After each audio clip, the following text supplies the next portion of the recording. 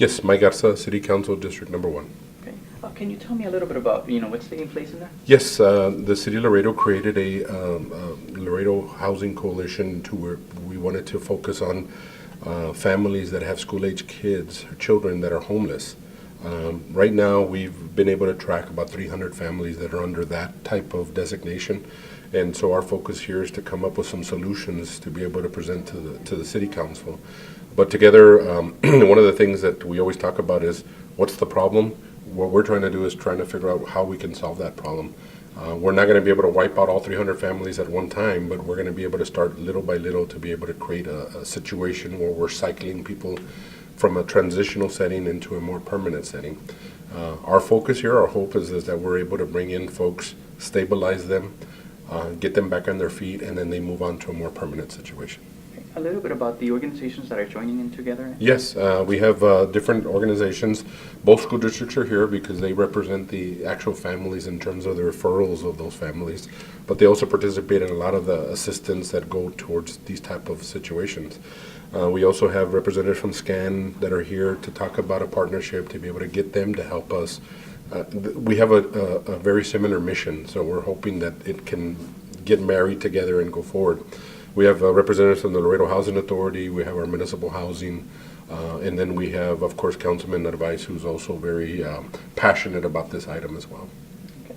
A little bit about the goal behind this. Yes, I mean, ultimately, we want to eradicate housing. I mean, one of the things that really got me motivated is here we are in the 21st century, 2014, and we actually have people in the richest country in the world that are living under these conditions. And when you see pictures of people living in their cars or living in horse stables, and you have 110-degree weather outside, or you have the other side of the extreme of 50-degree weather or 36-degree weather, it's not a very good place for children to be in.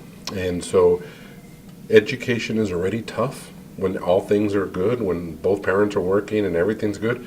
So just put in there the equation of not knowing where you're going to sleep tonight, it just makes it very difficult. So we want to stabilize those kids. We want to make sure that they're able to go through the system, graduate, go to college, help them get to college, and then they will break the cycle of poverty for their family. So that's the ultimate goal. And we've been meeting for several months now, so hopefully we'll be making a presentation before council and hopefully getting the support of council to go forward. Who qualifies for the traditional housing? Well, typically traditional housing, there's an application process, and there's a lot of people that qualify. What happens is we don't have enough inventory for the demand, so the demand is a great demand. Here, what we're focused on is a very small group of that larger group, and it's a situation where, people are just bad luck.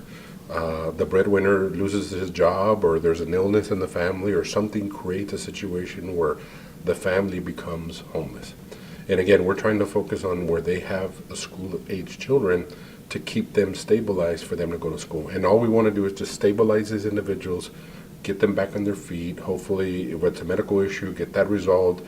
If it's a job issue, get them help to get a job, and then transition them out, and then get another family to come in. So that's kind of our goal, is to cycle people in and out.